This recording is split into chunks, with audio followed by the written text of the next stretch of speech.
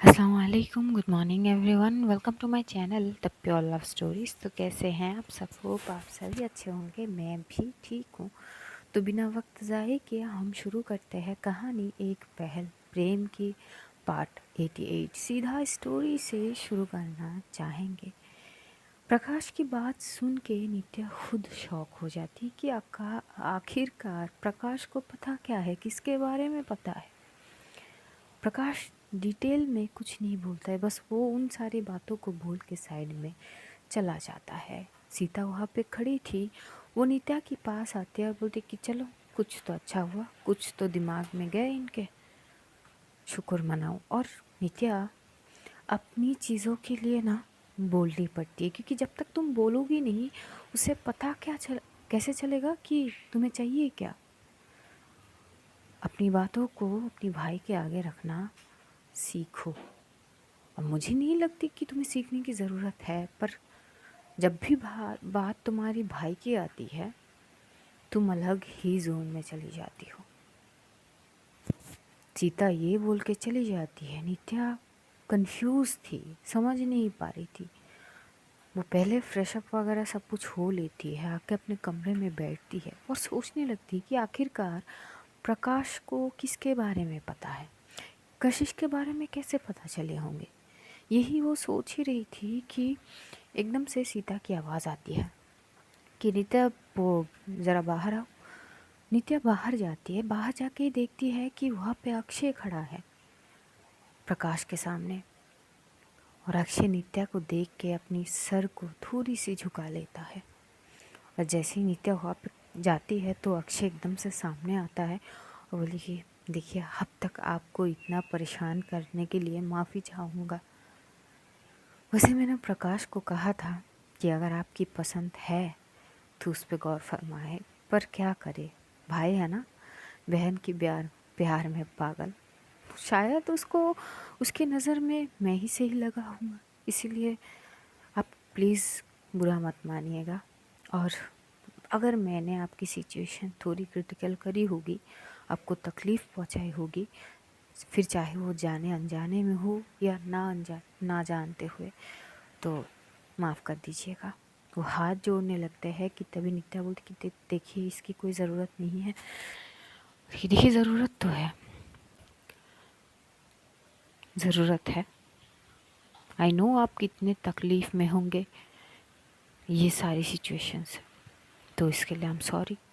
अक्षय बस सॉरी बोल रहा था तो नित्या बोली, देखिए, अगर मैंने बोल दी है कि इसकी ज़रूरत नहीं है तो नहीं है। सीता वहाँ पे सबके लिए थोड़ी बहुत चाय के इंतज़ाम वगैरह करते हैं। दूसरी ओर जो कशिश है उसे बहुत सारे मिक्स फीलिंग्स आ रहे थे। एक तो वो फ़िक्र में थी जानवी की, जानवी ने जो हरकतें करी थी, वो परेशान थी नित्या के लिए, अभी के सिचुएशन के लिए, और गुस्सा भी कृष की तरफ। समझ नहीं पा रही थी, खुद से सवाल कर रहे कि ये पता नहीं, जब चीज़ों को एक साइड में हर बार थोड़ी सी साइड में रखकर अलग तरीके से सोचने की कोशिश करते हैं कि तब भी कुछ न कुछ बखेड़ा खड़ा ज़रूर होती है। इतनी बार समझाने के बाद भी कृष के समझ आ नहीं रहे हैं बातें। क्या है, वो बड़ी परेशान थी। उसकी मॉम आते हैं, बोलते अब तुम ना सच सच बताओ, उस वक्त तुमने मुझे इस बातों से, सारी चीज़ों से टाल दी थी कि मम्मा घर जाके बताएंगे, अब परेशान मत हो, चलो अब हम घर आ गए, अब बताओ तुम रो क्यों रही थी सॉन्ग गाते गाते। तभी एकदम से कशी बोलती कि मम्मा ऐसी कोई बात नहीं है, मैं कहाँ रो रही थी। बोलती कि देखो बेटा, मैंने तुम्हें पैदा किए हैं, दर्द की आहट तक तुम्हारे पहले मुझे सुनाई देती है। भले ही तुम्हारे आंखों से आंसू गिरे हैं, पर वो दर्द पहले मुझे महसूस हुई है, क्योंकि तुम मेरी औलाद हो, मेरी बेटी हो। मेरी पूरी शरीर को सींच के मैंने तुम्हें इस दुनिया में लाई है। जो चीज़ तुम्हें पहली होगी ना, उससे कई पहले मुझे महसूस हो जाएगी। तो झूठ बोलने की कोशिश बिल्कुल भी मत करना। चलो बताओ क्या हुई है, ऐसा क्या है जो मैं नहीं जानती, ऐसा कौन सी बात है जो कुछ दिनों से तुम्हें परेशान करके रखे है, ऐसे कौन सी चीज़ है जो कुछ दिनों से तुम तकलीफ़ में हो। मैं देखती नहीं हूँ वो बात अलग है, पर ये नहीं कि मैं अंधी हूँ, मैं तुम्हारी तकलीफ़ को पहचान नहीं सकती। पिछले कुछ दिनों से देख रही हूँ, ना ठीक से खा रही हो, ना कुछ ठीक से बोल रही हो, हाँ बस दिखा रही हो कि मम्मा मैं ठीक हूँ। झूठी हंसी लेके, क्या मैं तुम्हारी माँ होकर तुम्हारी झूठी हंसी को पहचान नहीं सकती? कशिश अपनी मॉम की सारी बातों से चुप हो जाती है, क्योंकि जवाब उसके पास है ही नहीं इन सारी बातों की। कशिश अपनी मॉम की हाथ पकड़ थामती है और उन हाथों में किस करते हुए बोलती कि मम्मा आई नो आपको सब कुछ महसूस हो जाएगी, भले ही मैं जितनी भी छुपाने की कोशिश करूं, पर माँ से कभी नहीं छुपती। पर मम्मा ये सही वक्त नहीं है। जिस दिन वक्त आएगी मैं खुद चलती हुई आपके सामने आऊँगी और अपनी सारे परेशानी, सारे तकलीफ, सब कुछ के बारे में बेफिक्र होकर बोलूँगी। बस मुझे थोड़ी सी वक्त दीजिए। कशिश की मॉम अपनी बेटी से बेहद प्यार करती थी। आखिरकार इतने सालों बाद उनको बेटी वापस जो मिली थी, तरस गई थी अपनी बेटी से सारी चीज़ों को सुनना, वो चीज़ बोलना। तो वो फोर्स नहीं करती, वो कशिश के फॉरहेड पे किस करती है, बोलती कि चाहे सिचुएशन जो भी हो बेटा, तुम अकेली नहीं हो, मम्मा हूँ ना तुम्हारे पास। कशिश अपनी मॉम को टाइटली हक कर लेती है। हक करते ही उसकी आंखों से दो आंसू सिरकते हुए गिरी जाती है। तीसरी और जो हमारी जानवी जी थी, वो शावर में बहुत देर तक खड़ी थी, खुद को कोस रही थी। एक तो चाटा भी मार चुकी थी कि क्या करके आई हूँ मैं, क्यों, भला इतना गुस्सा किस बात की, किसी और का गुस्सा मैं किसी और के ऊपर कैसे निकल सकती हूँ? जानवी तू तो ऐसी नहीं है, मैंने क्या कर दी, अब मैं क्या। वो जैसे तैसे शावर से बाहर होती है और बाहर होते ही वो अपना फ़ोन उठाती है और करती है कॉल बरखा के नंबर पे, पर फ़ोन स्विच ऑफ। बरखा अपनी घर पहुंचती फ़ोन स्विच ऑफ कर देती क्योंकि उसे तकलीफ़ बहुत हो रही थी। भले ही बात गुस्से में करी गई है, पर कहते हैं ना, जो शब्द होते हैं वो बड़े कठोर होते हैं और अगर एक बार मुँह से निकल जाए तो वो वापस लिए नहीं जा सकते हैं, फिर चाहे वो गुस्से में ही क्यों ना बोले गए हो। वो रोते रोते अपने घर पहुंचती है। उसके दोस्त उसके साथ थी।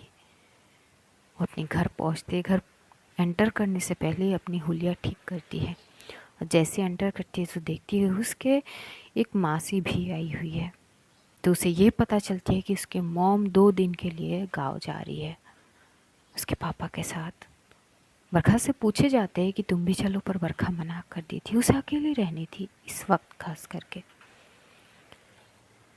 तो बरखा की मॉम बरखा की दोस्त को बोलती कि बेटा अगर तुम्हें कोई दिक्कत ना हो तो तुम आके इसके साथ रह सकती हो, मैं तुम्हारी मम्मी से बात कर लूँगी। बात वगैरह किए जाते हैं और तय होते हैं कि बरखा के साथ उसकी दोस्त रुकेगी। और कहीं ना कहीं बरखा की दोस्त को ये भी मालूम थी कि ज़रूरत भी है। बरखा हर्ट हो चुकी थी, उसकी आंखों से बस आंसू गिर रहे थे। वो शावर वगैरह लेके भी आके बस कमरे में बैठ गई।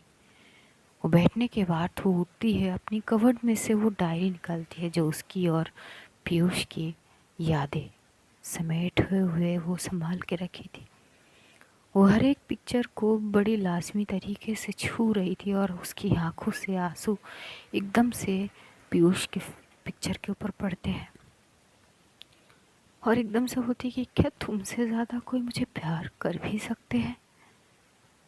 फिलहाल मैं जिसे प्यार करती हूँ उसने तो मेरी कैरेक्टर को एक ही पल में बिखर के रख दी।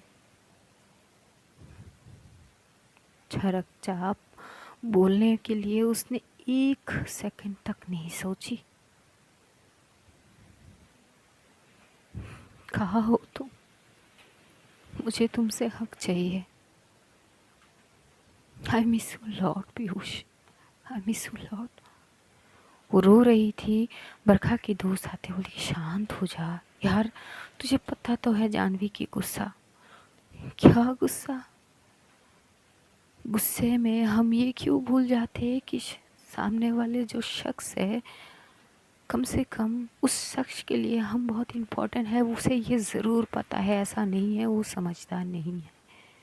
समझते हुए भी ना समझ बनना वो अलग बात है। शी नो वेरी वेल कि अब वो मेरे लिए कितनी इम्पोर्टेंट है। उसकी बात मुझे चुभती है, तो ये बात कैसे नहीं चुभेगी? क्या मुझे इतनी भी इल्म नहीं थी, इतनी गुस्सा थी उसमें? गुस्सा तो किसी और पे थी ना, वो गुस्सा इस तरह से मेरे ऊपर क्यों? उसको कभी समझ ही नहीं आई कि हाउ मच आई लव हर। हाँ, कहीं ना कहीं ये गलती मेरी ही है, मेरी ही गलती है। मैंने इतना सोच समझ के प्यार तो नहीं कर बैठी थी ना उसको, नहीं सोची थी। उसके दोस्त एकदम से उसे हक करते बोलते कि इट्स ओके, क्या तू रो रही है? इतना रोते हुए मैंने तुझे कभी नहीं देखी। बोलती कि यार पता नहीं इतनी तकलीफ क्यों हो रही है मुझे। खबरती दिल नाम की चीज़ नहीं होती तो क्या हो जाती, क्यों दिया इसे? जो छोटी छोटी बात और इतनी चुभती है ना कि जैसे कि खंजर चुभ रहे हो, और मैं इस दर्द को बर्दाश्त नहीं कर पा रही हूँ। जैसे तैसे उसके दोस्त बरखा को संभाल रही थी।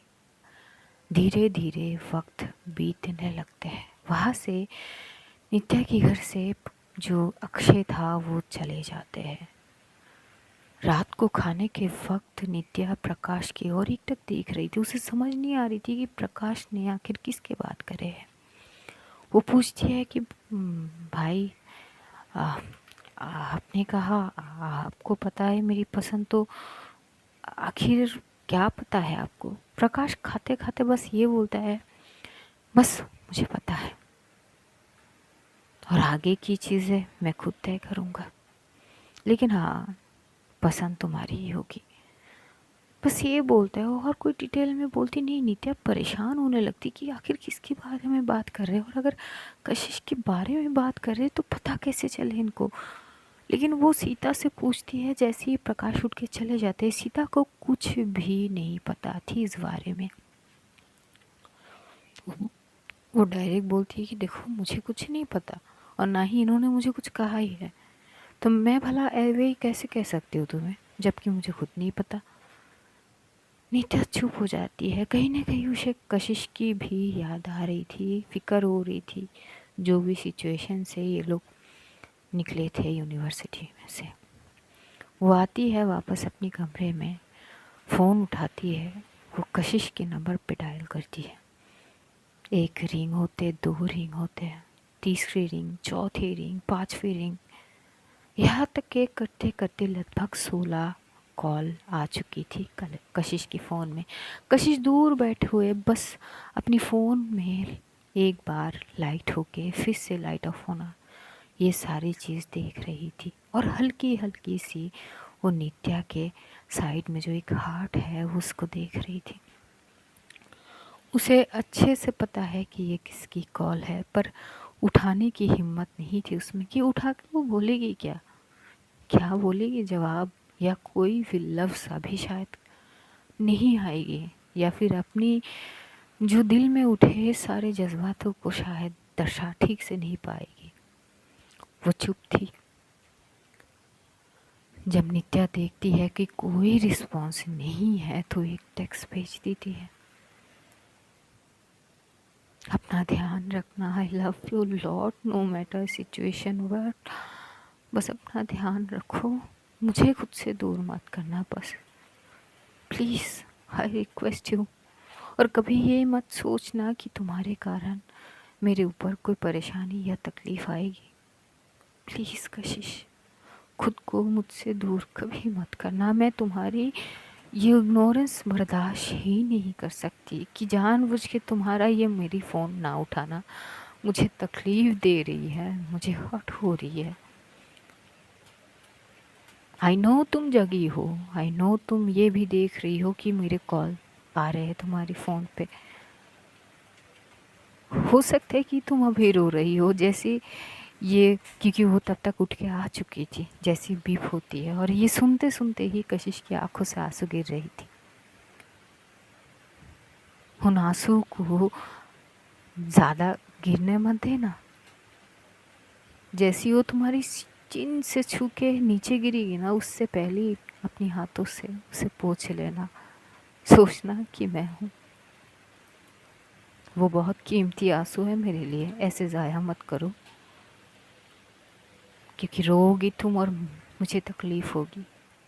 ये बोलते बोलते, सुनते सुनते वो अपनी आंखों से आंसू को पोंछ लेती है। जानवी पूरी रात सो नहीं पाती। उसे बहुत तकलीफ़ हो रही थी, खुद के ऊपर गुस्सा आ रही थी। जैसे तैसे वो रात बीत जाते हैं। सुबह उठती है। सुबह उठते ही जो जानवी है वो ये तय करती है कि चाहे कुछ भी हो, वो ज़रूरत पड़े तो बरखा के पैर में गिर जाएगी, पर माफ़ी मांग के रहेगी। उसने जो किया है वो बिल्कुल सही नहीं किया है। ये सोचते हुए थोड़ी सी आली जाती है कशिश की वहाँ पे। कशिश की तबीयत कुछ ज़्यादा खास ठीक नहीं थी। उसे हल्की हल्की सी फीवर थी। जैसे ही जानवी पहुँचती है वो देखती है कशिश को, बोलती कि क्या हो गई है तुझे, तू सोई नहीं रात भर। कशिश कोई जवाब नहीं देती। दोनों वहाँ पे थोड़ी बहुत ब्रेकफास्ट वगैरह करके यूनिवर्सिटी की ओर जाते। रास्ते में कई बार पूछ चुकी थी। कशिश अपनी बात को जो है वो इग्नोर करती है, साइड में रखते हुए, टॉपिक चेंज करते हुए वो जानवी की बात करती है कि तुझे भी देख के लग नहीं रही है कि तू सोई है। वैसे क्या सोचा है तूने, जो किया है वो बहुत गलत है। तभी एकदम से जो जानवी बोलती कि आई नो यार, पता नहीं मैं इतनी डफर कैसे हो सकती यार, सच में। वो जो मुझे कहती है ना कि मैं डफर हूँ यार, वाकई में मैं डफर हूँ, डफर। मुझसे मतलब क्या ही बोलूँ मैं। तभी कशिश बोलती कि इट्स ओके, अगर तुझे अपनी गलती का एहसास हो गई है तो बेहतर है तू उस गलती का पश्चाताप करे, बरखा से माफ़ी मांगे। तब तक मांग जब तक वो माफ़ करती नहीं है, ठीक। वो तुझसे बेहद प्यार करती है। अब कैसे, क्यों, कब, ये सब नहीं पता मुझे। अगर करती है तो रिस्पेक्ट हर। अगर तुझे नहीं है, जो कि मुझे लगती नहीं है, अगर तुझे नहीं है तो ना सही, पर इस तरह से किसी की कैरेक्टर को उछलना मत। वो सबसे पहले एक लड़की है और तू भी एक लड़की। तभी एकदम से जान बोलती, आई नो यार, आई नो। पता नहीं गुस्से में क्या क्या बोली गई यार। यार ये गुस्सा कंट्रोल ही नहीं कर पाती हूँ ना मैं क्या करूँ, सारी गलती मेरी गुस्से की है। जब ये गुस्सा मुझे आगोश में ले लेती है ना, तो मैं किसी को भी ऊपर ध्यान नहीं दे सकती। पता नहीं क्या हो जाती है मुझे। तभी एकदम से कशी होती कि जब सामने वाला शख्स इम्पोर्टेंट हो ना, तो गुस्से की लेवल अपने आप ही डाउन हो जाती है। खैर, आराम से चला। ये लोग यूनिवर्सिटी पहुँचते हैं। यूनिवर्सिटी पहुँचते ही जो जानवी थी उससे बड़ी वो थी कि वो बरखा से ही पहले मिलेगी और सॉरी बोलेगी, पर बदकिस्मती से उस दिन बरखा आई ही नहीं, और ना ही बरखा के दोस्त। जानवी परेशान हो गई थी। वो कशिश के पास जाती है, बोलती है यार ये तो आई ही नहीं, अब क्या करूँ मैं, मुझे क्या पता तू क्या करेगी। कोई बात नहीं, आज नहीं आई थी तो कल आ जाएगी। बोलती कि पर कि जानवी, देखिए ठीक ठीक है। जानवी बेहद परेशान थी। मन उसका को यूनिवर्सिटी में होती ही नहीं है। क्लास वगैरह वो ठीक से ले नहीं पा रही थी। बार बार उसे बरखा की ख्याल आ रही थी और अपनी उन जो है बातों पर चुभ रही थी। जब जब वो याद कर रही थी, कॉल कर रही थी, पर फ़ोन अब भी स्विच ऑफ है। इधर क्लासेस अपने हिसाब से चल तो रहे थे। नित्या की क्लास में जैसे आती है, नित्या कोशिश कर रही थी कि कशिश से बातचीत करे, और क्रिश तो यहाँ से जा ही चुका है। लेकिन कशिश नित्या से कोई भी कांटेक्ट ठीक से कर नहीं रही थी, देख भी नहीं रही थी। ये चीज़ नित्या को बड़ी तकलीफ़ हो रही थी। देखते देखते लंच आवर होते। लंच आवर में नित्या की फ़ोन में प्रकाश का कॉल आते हैं, और जैसे ही आते हैं वो एकदम से फ़ोन रिसीव करते हैं, बोलते कि हाँ हाँ भाई। प्रकाश जवाब में ये बोलता है कि थोड़ी जल्दी आ जाना घर, मेहमान आने वाले हैं। तभी एकदम से नीता बोलती कि भाई मेहमान मतलब कौन से मेहमान, आ जाना तुम, खुद ही देख लेना। कॉल कट हो जाती है। दृष्टि मैम नित्या के पास आते, बोलती क्या हो गई है, तुम भी खोए खोए, तुम्हारी महबूब भी खोए खोए, बीच में हम दोनों, तुम दोनों को देखते हुए क्या चल क्या रहे हैं, सब कुछ ठीक है। तभी एकदम से नीता बोलती है पता नहीं क्या ठीक है क्या ठीक नहीं है, सब कुछ पता नहीं उलझा, पूरे उलझ चुके हैं चीज़ें, मैं समझ ही नहीं पा रही हूँ कि क्या हो रहा है क्या नहीं हो रही है। ओके रिलैक्स, पहले बताओ क्या हो रही है। तो उसने जो प्रकाश की कुछ बातें बोली थी, तभी जो दृष्टि मैम बोली अरे वाह ये तो गजब की बात है, अगर तुम्हारी बोलने से पहले ही प्रकाश को ये पता है कि तुम्हारी पसंद क्या है, तब तो कोई बात ही नहीं बनती, तुम्हें तो खुश होनी चाहिए। तब एकदम से नित्या बोलती है खुश तो हूँ पर किसके लिए, मुझे क्या पता कि भाई को क्या पता है। तभी दृष्टि मैम बोलती कि क्या पता है का क्या मतलब, यही कि तुम कशिश को पसंद करती हो, उससे प्यार करती हो। तभी नित्या बोलती कि पर इस बारे में कोई जिक्र तो भाई करे ही नहीं। वो बोलती कि देखो यार सिंपल सी बात है, तुम दोनों के आंखों में जो प्यार है ना वो एवं ही सबको नज़र आ जाती है, बताने की ज़रूरत पड़ेगी क्या, शायद प्रकाश को समझ आ गया है। तभी एकदम से नित्या बोलती कि अगर भाई को समझ भी आ गए होगे तो इतनी इजीली वो एक्सेप्ट करेंगे, ये थोड़ी सोचने वाली बात है। तभी एकदम से दृष्टि में बोलती यार क्या पॉजिटिव नहीं सोच सकते हो, कि हो सकता है कि तुम्हारे भाई को केवल तुम्हारी खुशी चाहिए, हो सकता है कि उन्होंने खुद को समझाए होंगे कि ठीक है कोई बात नहीं, मेरी बहन की खुशी ही सबसे आगे है, फिर चाहे वो लड़का पसंद करे या लड़की। और हो सकता है कि तुम्हारे भाई की माइंडसेट अब भी इस तौर से हो। दृष्टि मैम नित्या के दिमाग में एक पॉजिटिव सोच लाने की कोशिश करती है, जबकि वो कामयाब भी होती है, क्योंकि काफ़ी बार कशिश उनके घर गई थी तो थोड़ी बहुत चीज़ों में शायद उसको ये लगती है कि भाई ने नोट करे होंगे। और जैसे कि दृष्टि मैम कहते हैं कि प्यार छुपाने से नहीं छुपते, आंखों की भाषा समझ आ ही जाते हैं। तो उससे थोड़ी बहुत कुछ क्षण के लिए ये तसल्ली होती है कि अगर ऐसा है तो ठीक ही है। देखते देखते उस दिन यूनिवर्सिटी ख़त्म होती है और जानवी की हालत देखने लायक थी। उसे बेसब्री से बरखा की वो इंतज़ार में थी। और इधर एकदम से जानवी, अब उसकी जो पेशेंस लेवल थी वो पूरी तरह से टूट चुकी थी। वो कशिश को बोलती कि मैं और नहीं रुक सकती, आई एम सॉरी टू से, पर ये ना दिल में एक बोझ लेके घूमना it's very tough for me.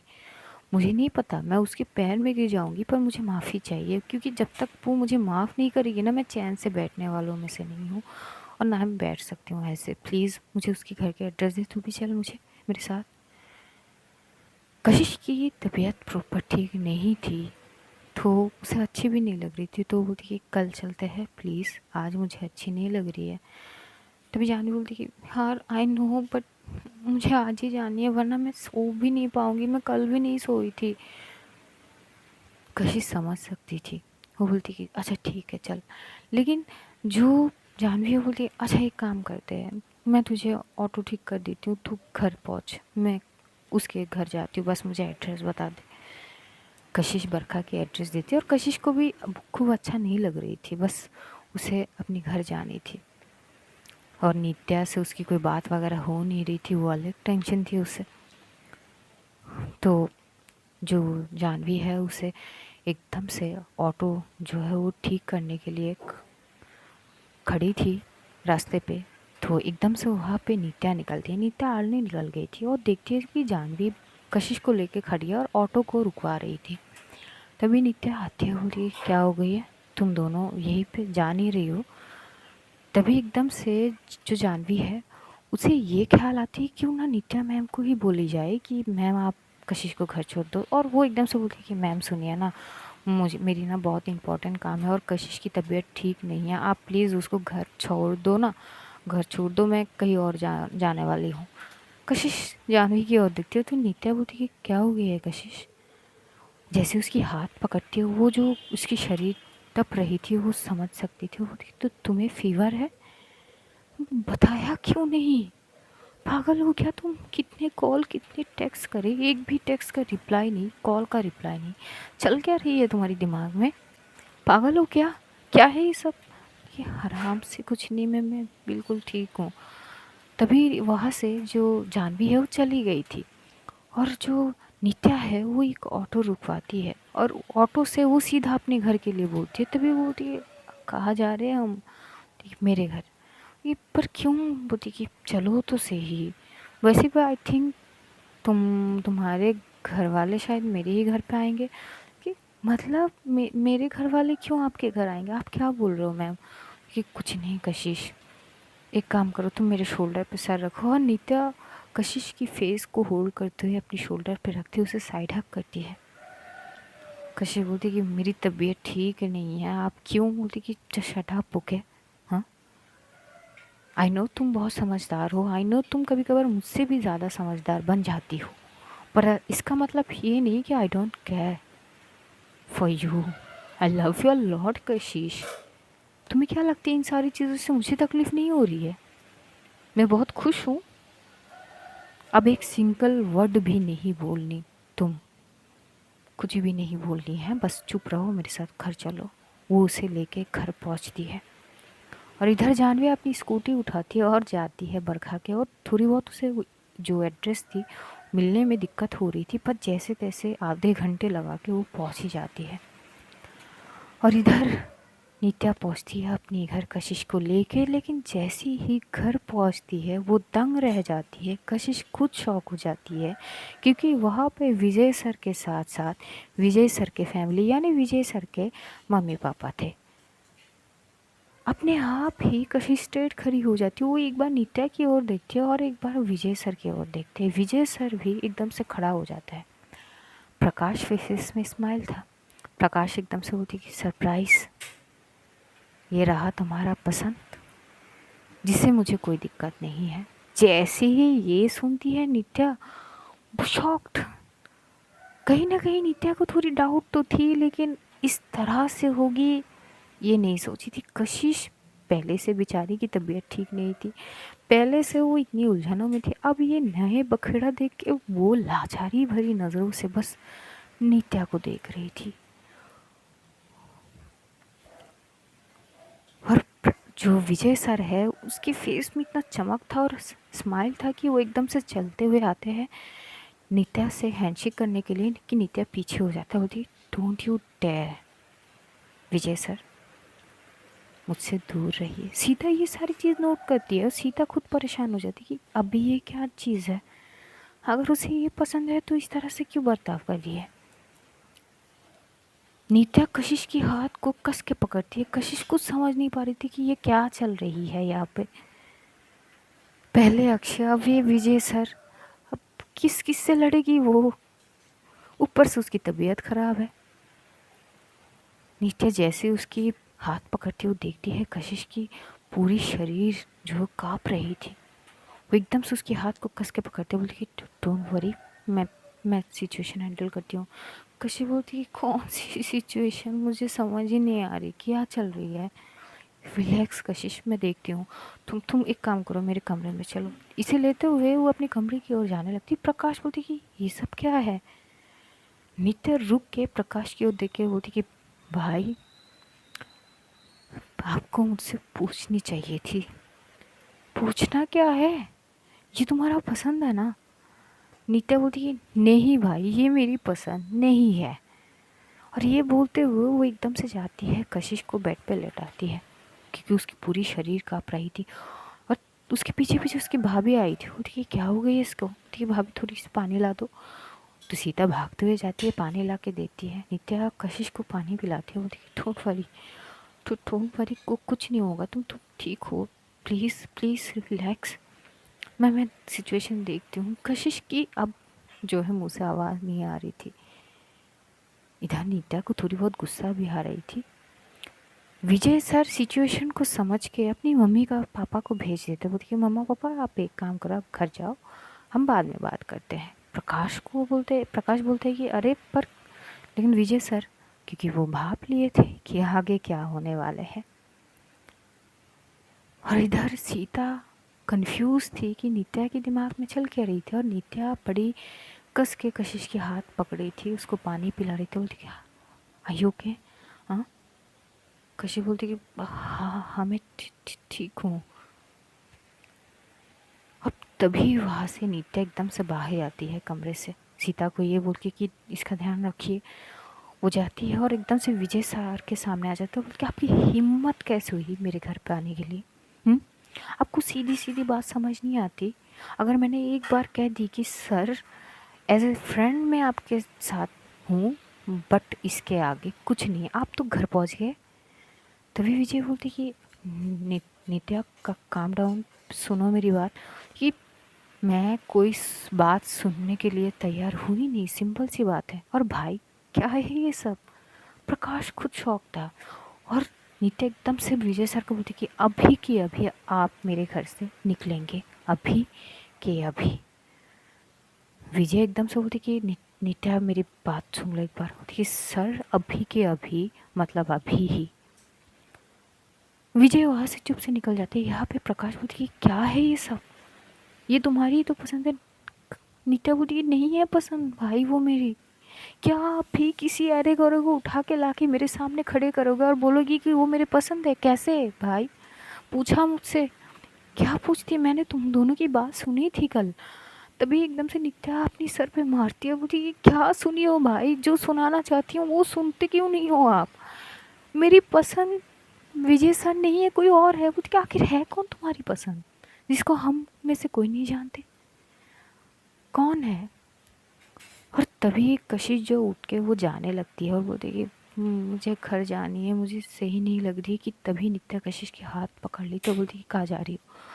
मुझे घर जानी है प्लीज़, हम कल बात करेंगे ना, मुझे तकलीफ़ हो रही है प्लीज़। ये बोलते हुए कशिश की आंखों से आंसू आ रही थी। तो नित्या एकदम से कशिश के हाथ पकड़ के अपने भाई के सामने लेके जाते हुए बोलती कि जानी है ना आपको मेरी पसंद?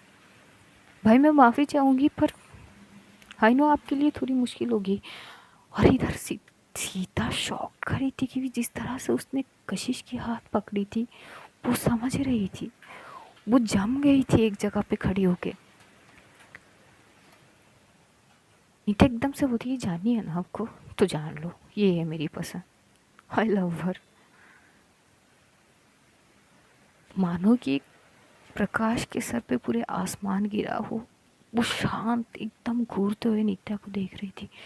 कशिश को लगी नहीं थी और वो खुद शौक थी और बस एक टक वो नित्या को देख रही थी कि क्या बोल रही है। और एकदम से जो सीता थी उसकी भी सेम रिएक्शन थी। They are very shocked.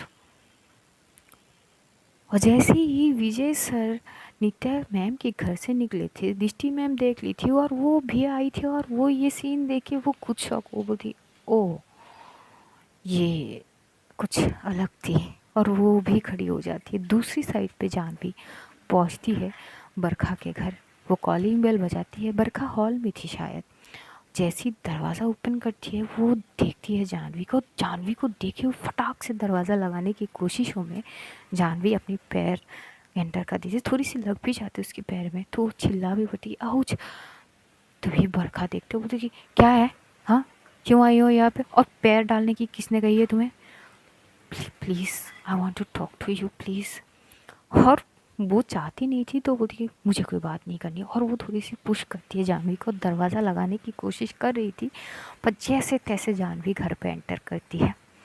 आज हम स्टोरी यहीं पे ख़त्म करते हैं। अब देखते हैं कि क्या होते हैं प्रकाश का रिएक्शन और इधर बरखा और जानवी के बीच कौन सी बातें होते हैं, ये जानेंगे अगले एपिसोड में। तब तक अपना ध्यान रखिए, अपनों का ध्यान रखिए, ढेर सारा प्यार बांटिए, खुश रहिए, खुशियाँ बांटिए। Love you all guys, see you soon. बहुत जल्द फिर से मुलाकात होगी। तब तक के लिए खुदा हाफिज़, बाय बाय, टाटा।